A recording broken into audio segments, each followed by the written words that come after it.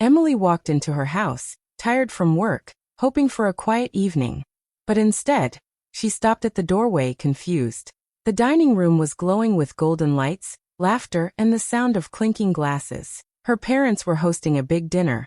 People dressed up, flowers on the table, music playing softly.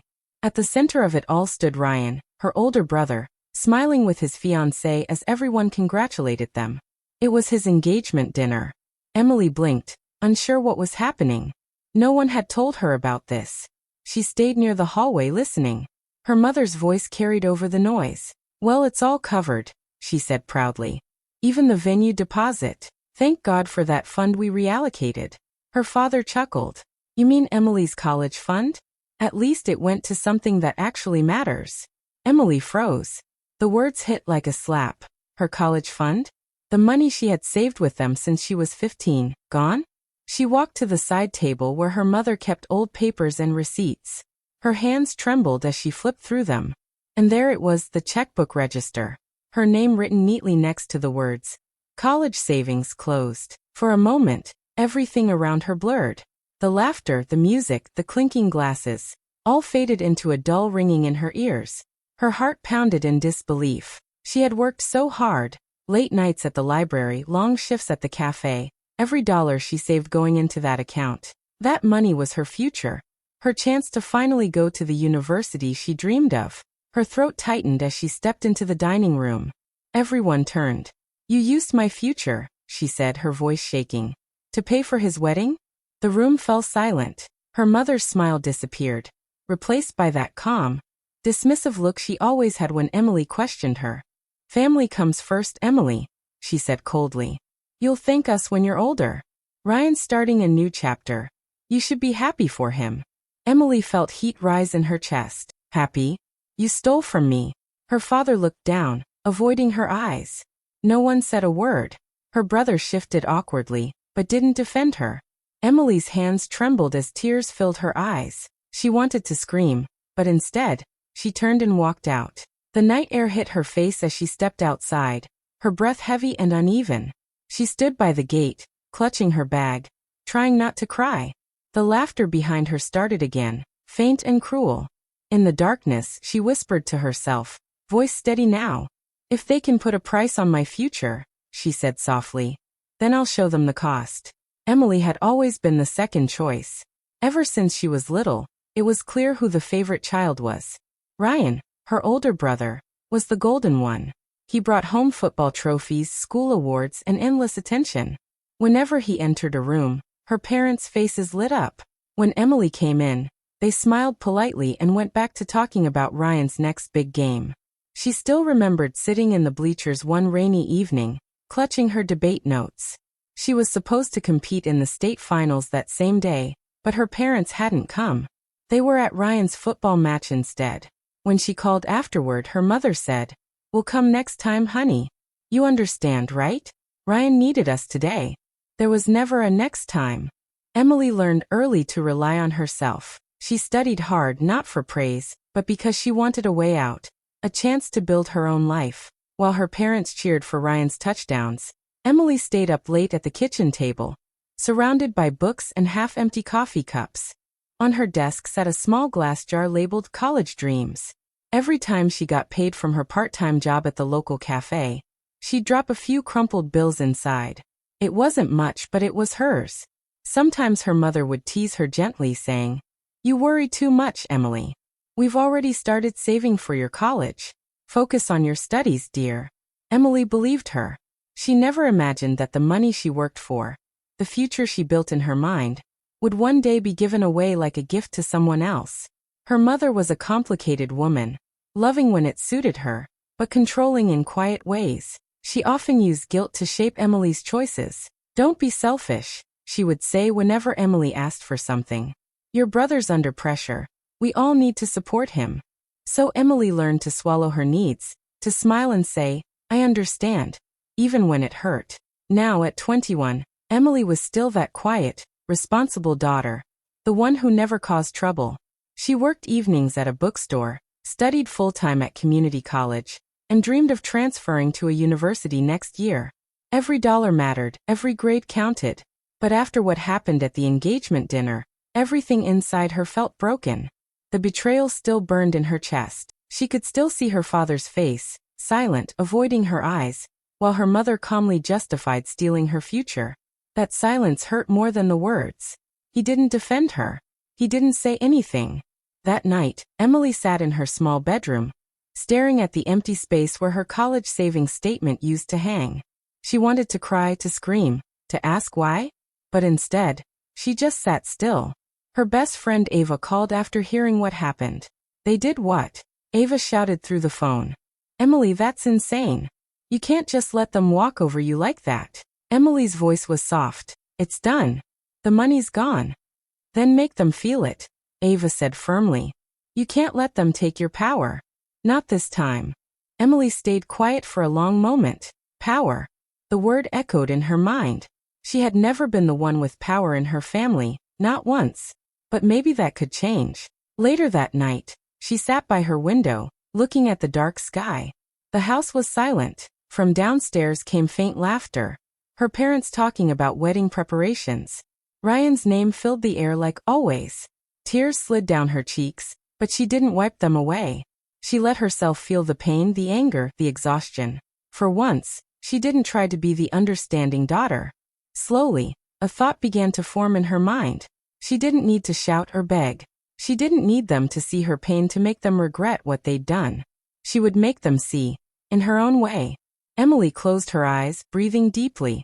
The sadness in her chest started to change shape, turning into something sharper, determination.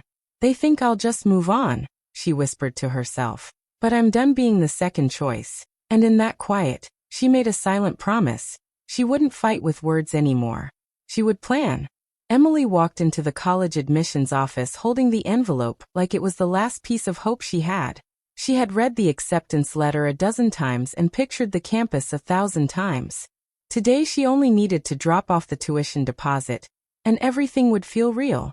The woman at the counter looked at the paperwork, then at Emily, and her smile disappeared. I'm sorry, she said slowly. The deposit did not go through. The check bounced. Emily's stomach dropped. That can't be right, she said. Her voice sounded small in the quiet office. I sent the money last week. The woman picked up the phone, typed for a moment, and handed over a printout. There it was in black and white. Insufficient funds, returned. Emily's name, the college, the date. The date matched the same day as Ryan's engagement dinner. A counselor led her into a small room and closed the door. He folded his hands and looked at her with soft, polite pity. I know this is hard, he said. We want you here, Emily, but we have rules. His voice was gentle, but Emily felt every word like a weight. People outside the office glanced their way. She could hear a student laughing in the hallway. Her cheeks burned with shame. She wanted to disappear into the floor. All the nights she had worked extra shifts, counted coins into her college dreams jar, and saved every tip. It felt like none of it mattered. When she asked the counselor for details, he showed her the bank statement. The final withdrawal came from her account the same day the college tried to cash her deposit. The note by the withdrawal said, "Wedding deposit, Ryan." Her hands shook as she read it. How could they? She whispered. They used my money to pay for his wedding. The counselor did not know what to say. He looked uncomfortable. I'm so sorry, Emily. If you want, I can put your application on hold, but you'll need the deposit cleared by next week. His words felt like a polite door closing. Emily left the college with the papers clutched in her hand and the air heavy around her. She walked home slowly, every step making the betrayal louder in her head. At home, the house smelled like dinner and flowers. She could see people moving about through the window, holding invitations and laughing as they signed the RSVP cards. She watched from the porch as bundles of glossy invitations were taped and boxed for mailing. Her mother checked addresses with a quick, proud air, sending packages off to family and friends. Emily's eyes searched every envelope as if it might contain something for her. A name tag that said Family, Emily. But her own name never appeared where it mattered. Her brother's name was printed with honor. Hers was nowhere near the list of those honored by the family. That night, while the family sat together and celebrated, Emily sat alone in her car. She felt a mix of grief and fury that made her breath come quick. The world inside the house glowed with celebration. The world in her chest had turned cold. She thought back to Professor Hill's words from economics class. He had used a simple example to make a point. Every action has a cost, he had said, writing numbers on the board. Even love has a price. When you choose to give something to one person, someone else loses out. You must always know that cost. Emily had rolled her eyes then, thinking it a dry lesson. Now the lesson hit her in the gut. Her parents had chosen, and the price had been her future. She opened her laptop in the car and pulled up spreadsheets. The screen light showed the worry and anger on her face. She started to type. Account balances, dates, amounts, interest, missed scholarship deadlines, the cost of delayed enrollment. Her hands moved faster as calculations filled the page. She added numbers she could prove and numbers that showed the emotional cost, late fees, lost opportunities, the price of humiliation. With every line she wrote, her anger changed shape into a plan. She thought of the nights she had saved every dollar, and the time she had spent studying instead of working more. She thought of the counselor's pity and her father's silence at the dinner. She thought of Ava's words, make them feel it. If they wanted to treat money like a family favor, she would treat truth like a bill. She saved the spreadsheet, exported it to a neat PDF, and named the file college debt_receipts.pdf. She closed the laptop and breathed out. The shaking in her hands quieted into something steady. She had felt small and helpless all day, but now there were numbers. Now there was proof. She whispered into the dark of the car, voice low and sure. If they want receipts, I'll give them one they'll never forget. Emily spent the next few days doing what she did best, paying attention to details. She sat at her small desk late into the night, her laptop open, papers spread everywhere. Bank statements, receipts, old text messages, screenshots. Anything that showed what had been taken from her. She went through every transaction line by line. Every withdrawal. Every cent. Every promise that had turned into a lie. When she found a record that said education fund, transfer to joint account, she took a deep breath and copied it into her spreadsheet. When she saw another labeled wedding deposit, Ryan, her stomach twisted, but she didn't cry this time. She just kept typing. The total kept growing. It wasn't just money. It was years of work, hours of sleep lost, and hope destroyed. Then she noticed something that made her stop. Her mother had used Emily's name on tax forms for educational savings contributions. That meant she had claimed a tax benefit, using Emily's future as a way to save money for herself. Emily stared at the screen for a long moment. Even on paper, she whispered, they used me. As the days passed, the house felt colder, even though everyone was busy preparing for Ryan's wedding. Her mother avoided her eyes, speaking to her only when necessary. Her father stayed quiet, pretending nothing had happened. Ryan, on the other hand, acted like a king. He walked around the house with lists and plans, saying things like, Emily, could you help with the decorations? Or you'll come to the rehearsal dinner, right? As if nothing was wrong. Emily smiled faintly every time. Of course, she said. She played along, calm, polite, quiet. But inside, she was burning. Ava called one evening. You sound too calm, she said. What are you up to? Just thinking, Emily replied. Emily, promise me you're not doing something crazy. I'm not, Emily said softly. I'm doing something fair. Later that week, she met Professor Hill on campus. She had told him about what happened, how her college fund disappeared. He listened quietly, his brow furrowed. You have records, yes? He asked. Ido. Everything. He nodded slowly. Then you have rights, Emily. If they used your name, your savings, your identity, that's not just unfair. It's illegal. You don't need to start a war, but you should protect yourself. Emily smiled a little. I'm not starting a war, Professor. I'm just showing them the cost. That night, Emily lay in bed staring at the ceiling. Her mind went back to something her father once told her when she was 16. She had wanted to join a summer camp, but stayed home to work instead. He had smiled proudly and said, You're the responsible one, Emily. You always think of the family first. Now that memory made her chest ache. She had thought being responsible meant being loved, but all it really meant was being used. Still, part of her heart ached for them. They were her family. Her mother who kissed her forehead when she was sick. Her father who helped her with math.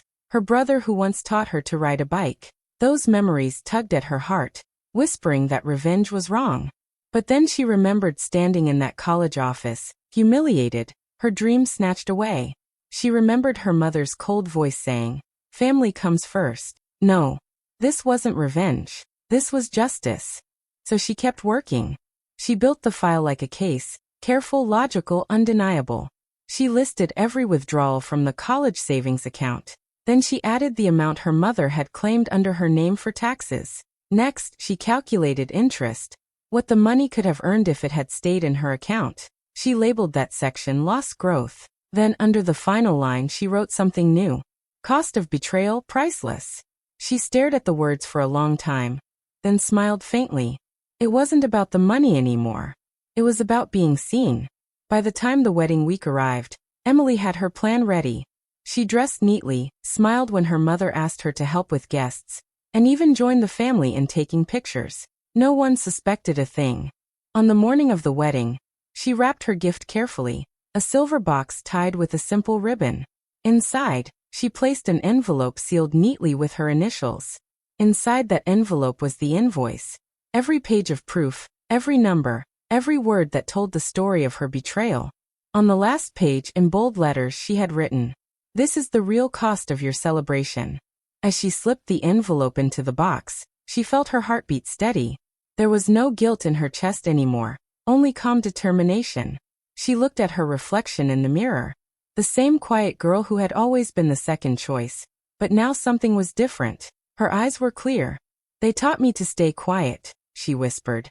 "But silence doesn't protect anyone." She closed the gift box, tied the ribbon tighter, and set it aside with the others. Then she stood by the window, watching the sunlight fall across the room, and whispered to herself, "They think I'm just attending the wedding, but I'm delivering the bill." The wedding was nothing less than a fairy tale, luxurious, full of guests, golden lights, and expensive decorations. Laughter echoed through the grand hall, cameras flashed, and everyone was dressed in their finest clothes. It was the kind of celebration people would post online for weeks. Emily arrived quietly, wearing a simple blue dress. She looked calm, collected, like nothing in the world could shake her. She walked in holding a small silver gift box tied with a white ribbon. Inside it was the sealed envelope she had prepared, the invoice that told the story no one expected to hear.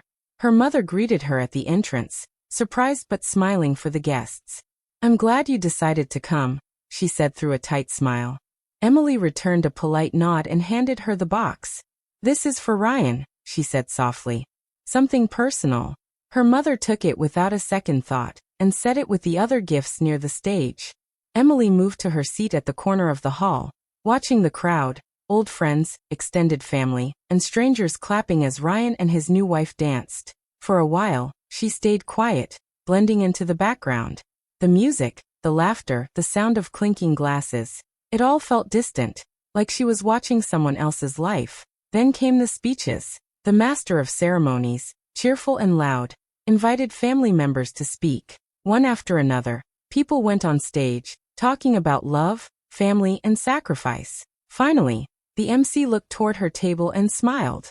"And now," he announced, "we have a special surprise from the groom's sister, Emily." Emily froze. Her heart raced. She hadn't planned this. People turned in their seats, clapping politely, waiting. The spotlight fell on her. Her mother looked confused. Her father shifted in his chair. For a moment, Emily thought about shaking her head and staying seated. But then she saw Ryan smiling proudly at the guests. His perfect life built on her broken dream. And something inside her snapped into focus. She stood. Slowly, she walked toward the stage. Her hands trembled a little, but her steps were steady. When she reached the microphone, the hall fell silent. She looked at the faces before her, her parents, her brother, the guests, and took a deep breath. "My name is Emily," she began softly. "Most of you don't know me well, but you've heard a lot about this wedding. The beautiful venue, the decorations, the happiness." She paused, her voice calm but firm. "What you haven't heard is who paid for it." A few people laughed nervously, thinking it was a joke, but Emily's face stayed serious. She lifted her eyes, meeting her mother's. "My college fund paid for this wedding." A wave of shock went through the room. Gasps, whispers, silence. "I worked for years," Emily continued, her voice trembling now. "I saved every dollar. That money was meant for my education, my future. But it was taken from me, to pay for this day. Her mother's face went pale. Her father looked down, his hands shaking. Ryan's smile disappeared. Emily's eyes glistened, but she didn't cry. So if anyone's wondering who sponsored today's celebration, she said quietly, it wasn't a bank or a fairy godmother. It was me. No one moved. The guests exchanged stunned glances. The air felt heavy, almost unreal. Emily reached into her purse, pulled out the sealed envelope, and placed it gently on the table in front of her parents. That, she said softly, is the invoice. Every cent, every receipt. With interest. Then she stepped back from the microphone, her voice steady again. I didn't come to ruin their day, she said, looking at the guests. I just came to send the bill. Without waiting for a reaction, Emily turned and walked off the stage. Her heels clicked softly against the marble floor. The hall stayed silent behind her, except for the faint rustle of whispers. Outside, the cool air hit her face. She exhaled, a mix of relief and heartbreak flowing through her. For the first time in years, she didn't feel small or voiceless. She felt free. Inside the hall, no one spoke for a long moment. Then slowly a few people began to clap, quiet at first, then louder. Not for the wedding. For her. Justice had finally been served, not with anger or chaos, but with truth. The family tries to silence the scandal. Ryan calls Emily vindictive, saying she ruined his big day. But it's too late. Guests at the wedding had recorded everything. By the next morning, videos of her calm, powerful speech are all over social media. The story spreads fast. People start calling her the girl who built her parents. Some say she's brave. Others say she's cold. But most agree. She was right to stand up for herself. Emily scrolls through the messages on her phone. Hundreds of strangers write to her, sharing their own stories about being treated unfairly by family. Then one message catches her eye.